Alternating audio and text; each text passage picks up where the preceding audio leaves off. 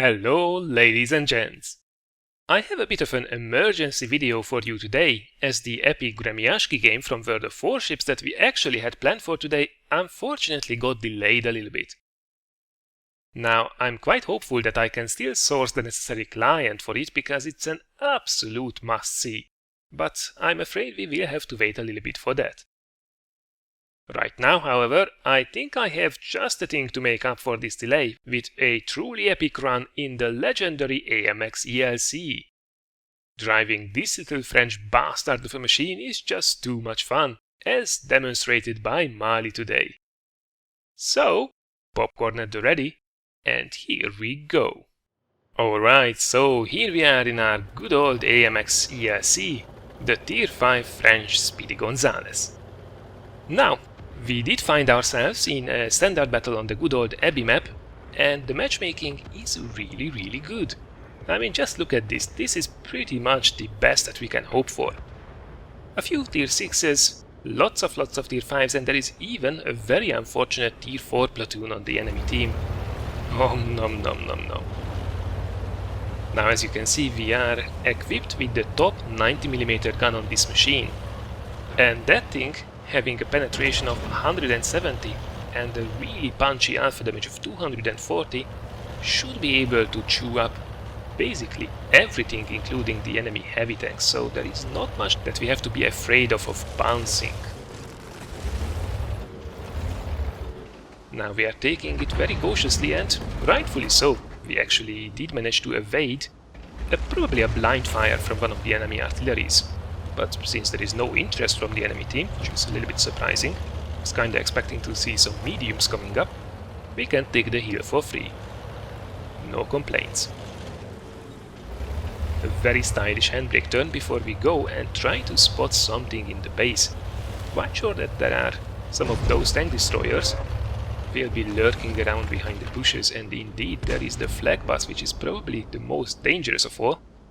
So let's quickly take it out. And look at that aim time though. And we hit him so hard that the replay actually breaks. Oh jeez. Don't worry though, the next shot should be able to fix it. Getting back right now is a little bit cheeky. Alright. Well, you know, you can let it aim for almost 3 seconds, or, well, you can get lucky as well. Definitely RNG did help us out on that one.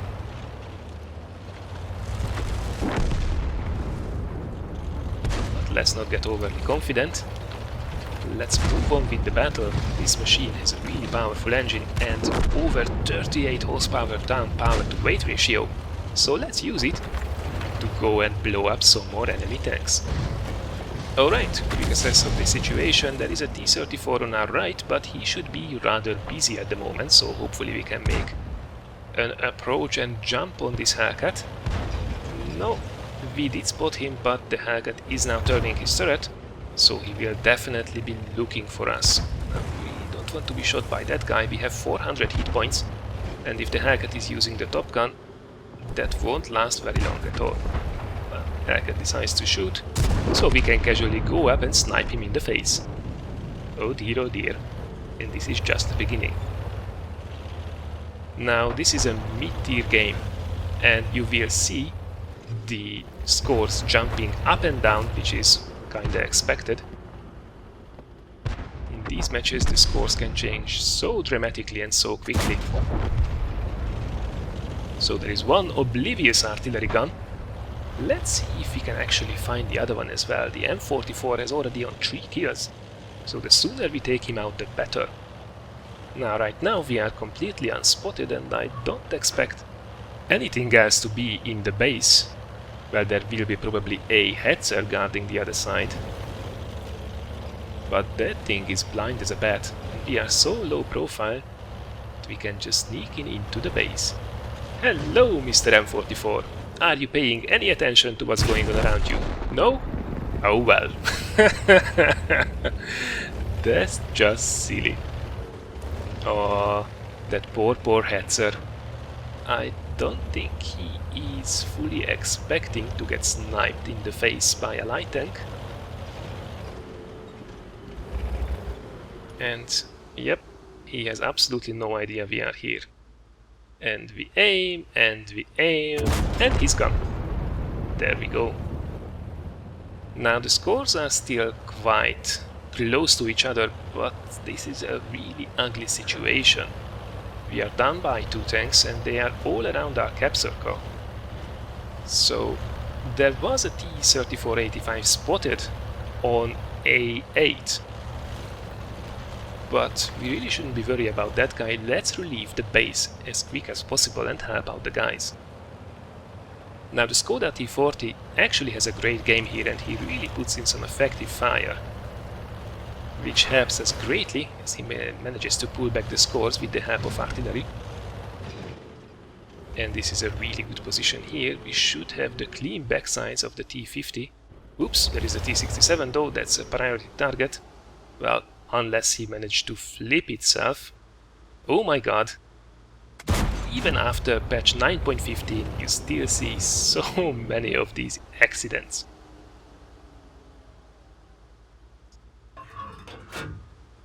Back of the T-150, he just disappears before the shell hits, but I'm pretty sure that one went in. Now, let's actually make it safe. T-150 will be approaching the base. We can really easily outspot that guy. We have a 360 meters base view range and we have binoculars. And I'm not really sure how experienced this crew is, but I'm guessing it's not a bad one. Now the AMX ELC has a super low profile, so we are just able to point our gun over this little wall. But that should be enough to sneak a shot over it as soon as the T-150 slowly makes its way into the cap circle.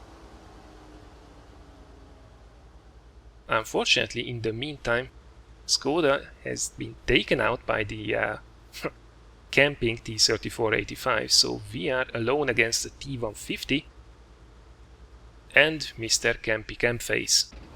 Okay, T-150 is here now. Let's make it safe, let's wait until he gets behind this bush, and now we can put a clean shot into him without risking of getting spotted. That guy can pretty much one-shot us with his gun.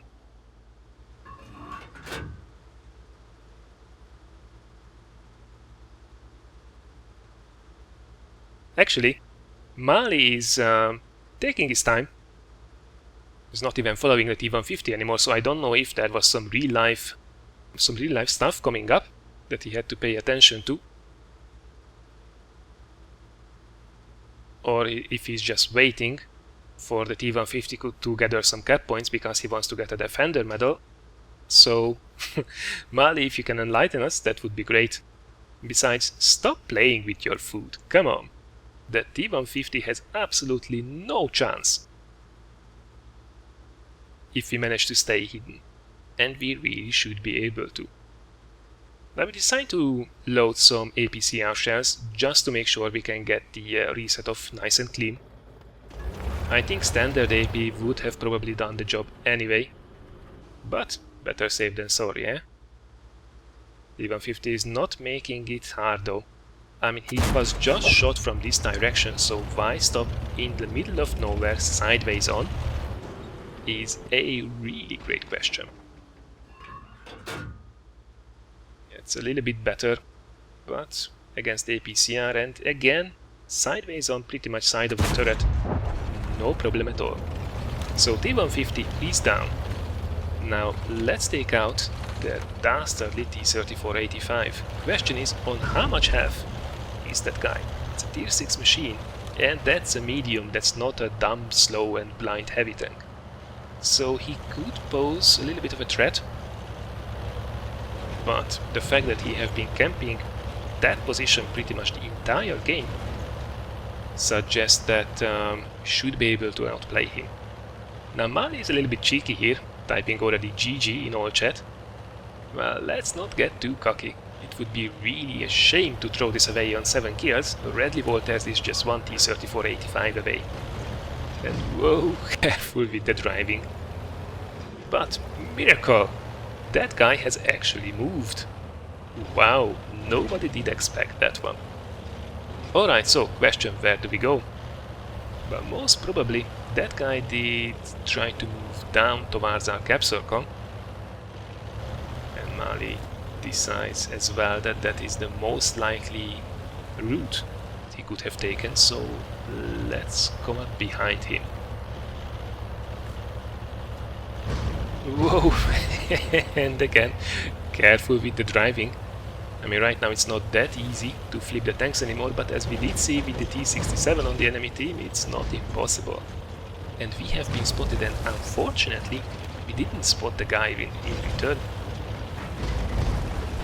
So, careful approach, using concealment as much as possible. Oh, there he is! Casually sniping him in the face. 8 kills, Bradley Walters.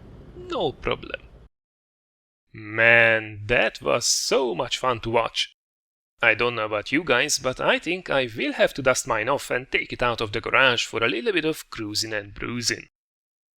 But back to the results. Bradley Walters, ace tanker, high caliber, defender, and of course the obligatory Top Gun. Not bad at all from a light tank with 400 hit points. Now looking at the team results, with over 2000 damage and 8 kills, this was a rather swift carry, resulting in a 1300 base experience gain. It has to be said though that the Skoda T40 did actually some good work as well. Well, at least there were 2 people on the team who actually had a good game. All in all, we fired 12 shots throughout the game, all of which hit and every single one of them penetrated as well. The 90mm Top Gun on the AMX ELC is really good. You just have to let it aim, or stick it into the enemy's face. Or you know, sometimes you can actually get lucky as well. Alright, this was then some AMX ELC awesomeness, courtesy of Mali. Many thanks for sending in this replay and congratulations to a great carry.